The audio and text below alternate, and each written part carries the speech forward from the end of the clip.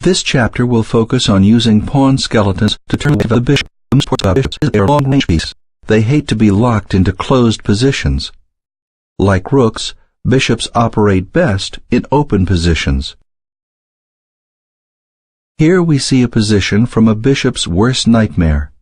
The pawn skeleton shows a position which is totally blocked. The pawns are locked in place. For a bishop to become fixed positions, players have to create a few pawn changes. Let me show you how closed positions are bishop's worst nightmares. Let's add a bishop to each player's positions. This is a classic example of two bad bishops. We say a bishop is bad when its pawns are on the squares of the same color. In this case, white's c4, d5, and e4 pawns completely lock in white's bishop.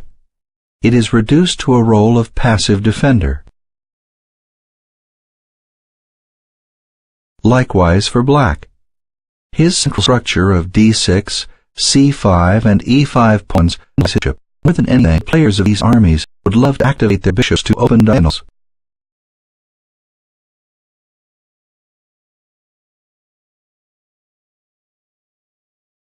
In this case, he would try to play 1 bishop e2, 2 bishop g4, and 3 bishop c8, turning his passive white-squared bishop into a more active role. Black shouldn't hesitate either. He should also move his bishop around the blocked center onto an open diagonal like 1 bishop g5 and 2 bishop c1, activating his bishop. As this example shows, for a bishop to be effective, it must have an open diagonal. If you have a bishop that is blocked in by its own pawns, what to do? The easy solution is to exchange it for the opposing bishop, or perhaps knight. Sometimes this isn't possible. The next try would be to move the pawns out of the bishop's way. This diagram features a position of bishop versus knight. On the surface it looks like a pretty bleak future for white's bishop. His center and queenside pawns are all on white squares, the same color as the bishop.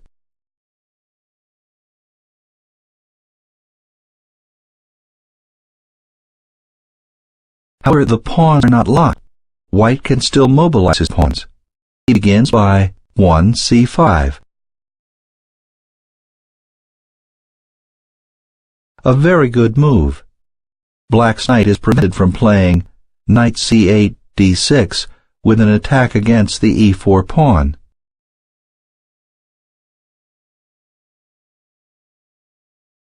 More importantly, the bishop is given new life.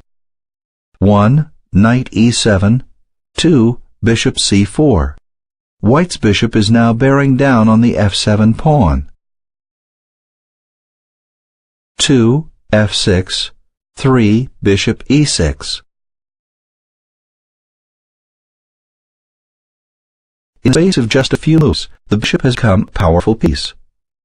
Should black's knight move, then the idea of bishop e6, c8 attacking the b7 pawn will be possible. We began with a position that looked terrible for white's bishop, but as it was his move, we allowed him to improve his bishop at once with the move 1 c5. What if we go back to the example and give black the first move? If it were black's move, he would try to ensure that the pawn structure was locked up and that white's bishop was encased. He'd play 1 knight e6, attacking the e4 pawn.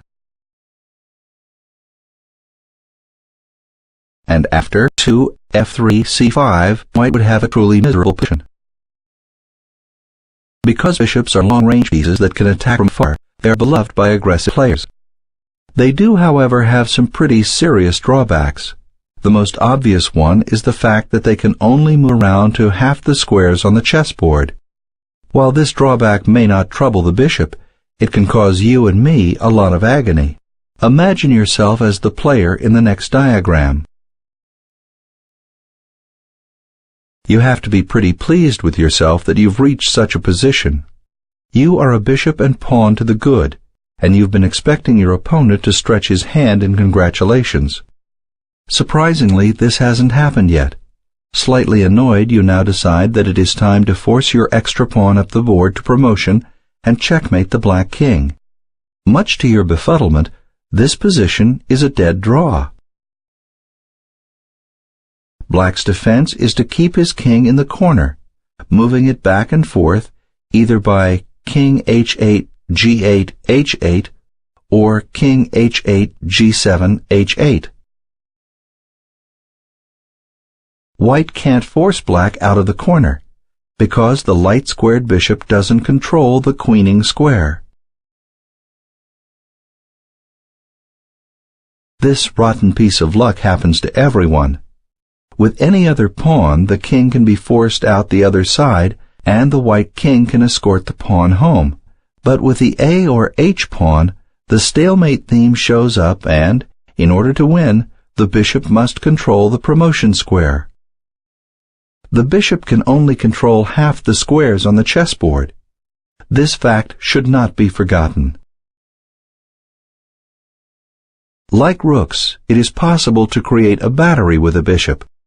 This example features an open position with a split pawn structure. Black has split queenside pawns. His A7 and C6 pawn are disconnected by a file. This means they cannot protect each other, making them vulnerable. White has 2 pawn islands, while black has 3.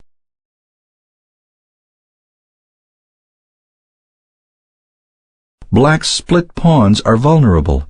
In fact, White's bishop is greedily eyeing the little C6 morsel. All White has to do to win the C6 pawn is to reinforce the pressure against it. White plays Queen F3, creating a battery along the H1-A8 diagonal. Coincidentally, White's queen also attacks Black's bishop.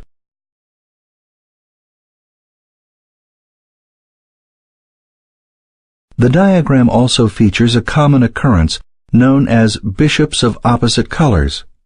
Positions with bishops of opposite colors favor the attacker. The reason is the defender won't be able to use his bishop to block the attack, as is the case here. Black cannot defend his C6 pawn with his bishop. While bishops of opposite colors favor the player with the attack, such positions can also make a defender rather happy. Here, White has a sizable material advantage. He is 2 connected passed pawns up, but the presence of the bishops of opposite colors makes the situation a dead draw. Black will happily move his bishop on the long diagonal 1-8.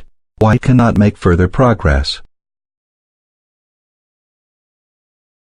Essentially, bishops of opposite colors allow the players to be the masters of the squares on which their bishops operate. The outcome of this game would change if the bishops were of the same colors. Take out a chessboard and play it out with the bishop on E6, change to a bishop on E3. In no time, you should be able to force White's connected passed pawns up the board.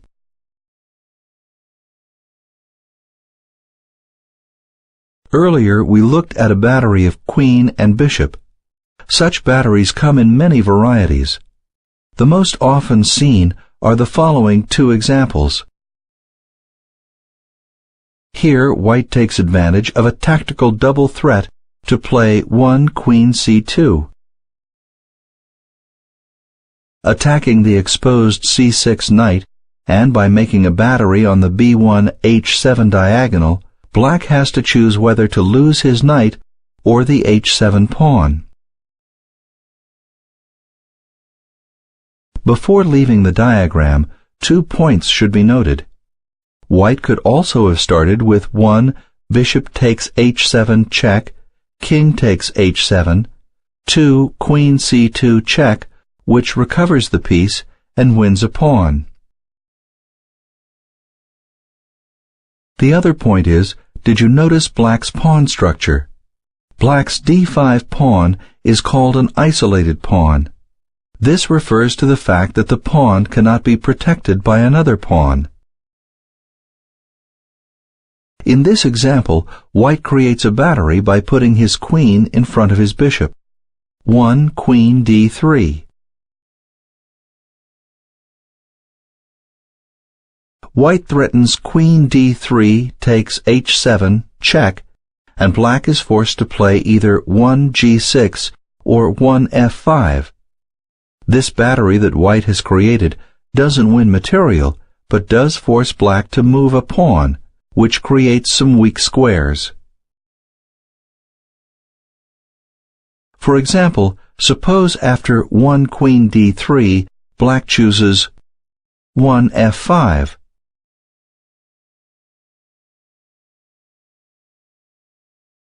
The result is that black has weakened the e5 square. White could play 2 queen c3 and try to occupy the e5 square because no black pawn can protect that square. What about 1 g6? In that case, the pawn's move has weakened the f6 square.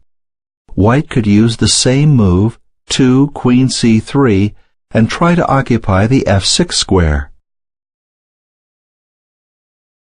This combination of understanding the pawn structure with piece play, such as creating a battery, is what planning is all about. Because a bishop is a long-range piece, it stands to reason that, as the game opens up, its value as a member in our army increases. Perhaps in the opening and early middle game, our bishops didn't always find the right diagonals. Not so in the ending. As pawns are exchanged, the bishops have an easier time taking part in our plans. This principle of the bishops reaching their potential is best seen in the ending, where the position is so open. One thing a bishop can do very well is to dominate a knight. This is a classic example.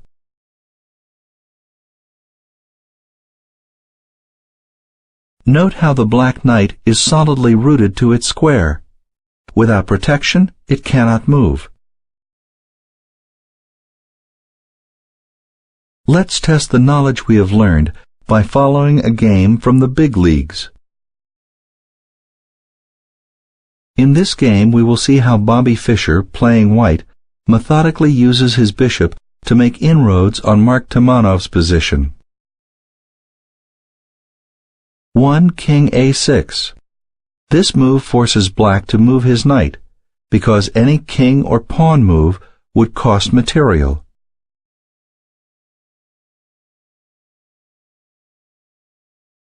One knight g8. 2 bishop d5, knight e7. 3 bishop c4. A subtle move that will soon become clear. White wants to achieve a position where it will be black to move. So he deliberately makes a waiting move, in order to force his opponent to move. This loss of a move is called losing a tempo. 3 king c6, 4 bishop f7, king c7, 5 bishop e8. White has created the maximum position possible.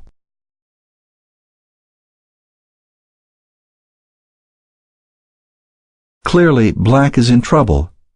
His knight is chained to the defense of the g6 pawn base. If this pawn goes, the whole kingside structure collapses. The king is also tied to the defense of the b6 base pawn.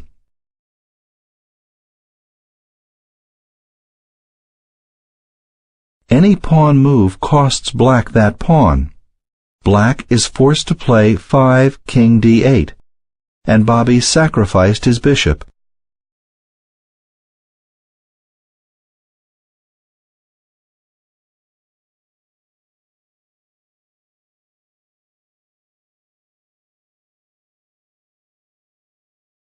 Six bishop takes g6, knight takes g6, 7 king takes b6. White has captured both base pawns. Black's compensation, his extra knight, is not enough to stop white's queenside pawns. 7 king d7, 8. King takes c5, knight e7, 9. b4, a takes b4, 10. c takes b4, knight c8, 11. a5, knight d6, 12. b5, knight e4 check, 13. king b6, king c8, 14. king c6, king b8, 15. b6.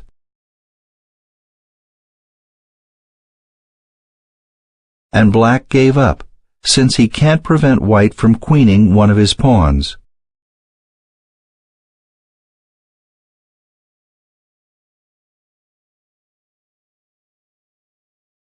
These two examples are considered masterpieces of bishop domination over a knight. They are worth playing over and over to see how a bishop and king work together to force through a victory. If a lone bishop in the ending can be so powerful, it stands to reason that two bishops working side by side can do major damage. In chess parlance, when a player has forced the exchange of a bishop for one of his knights, he is said to have won the two bishops. Operating either at short or long range, the bishops can construct a variety of mating nets, as the next few examples show. This diagram shows a king being driven into a corner by two long-range bishops. White begins with 1. Bishop f7 check, king a1. 2. Bishop g7 checkmate. In the middle game, the bishops can also flex their muscle. Black's shielding pawns have moved forward. This allows white to use his bishops to corner black's king.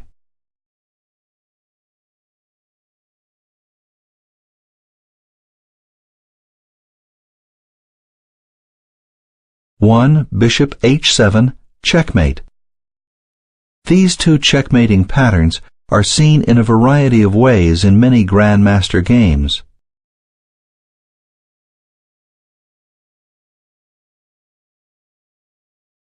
Black to move. Make the best move.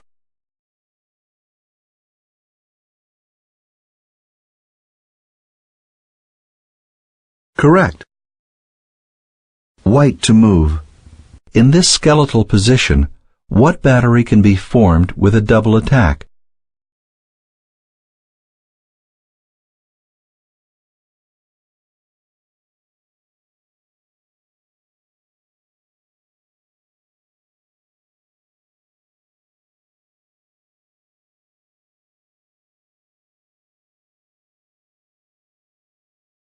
Correct. White to move. In this skeletal position, what battery can be formed with a double attack?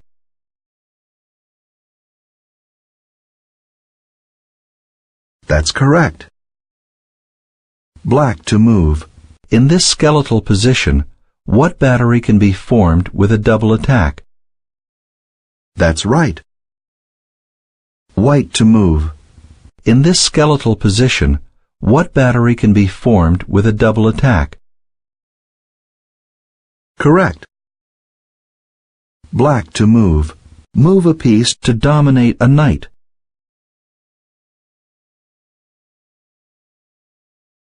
That's right. Black to move. Make the best move. Correct. Black to move. Play the move that wins the most material.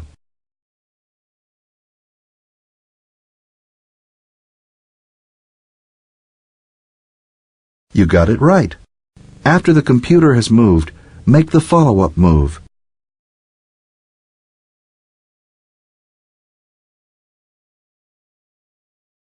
That's right.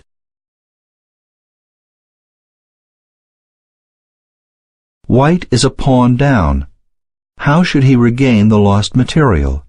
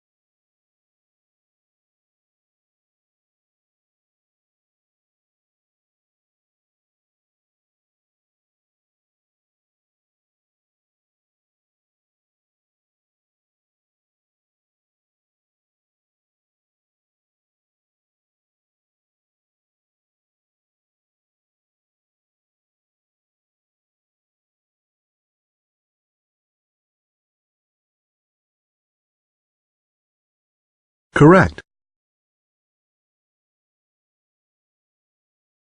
After the recapture, king takes h7.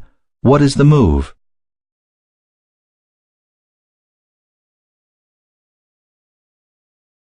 Correct. If white had played the battery-forming move queen d1 c2 first, how would black play to avoid losing material?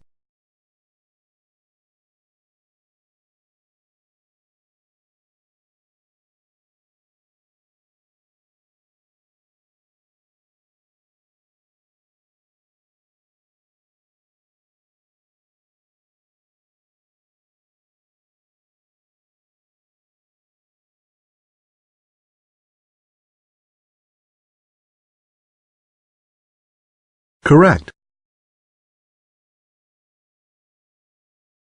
Then, if white captures, bishop d3 takes h7 check, and black plays the forced king g8 h8, would white be able to save the piece?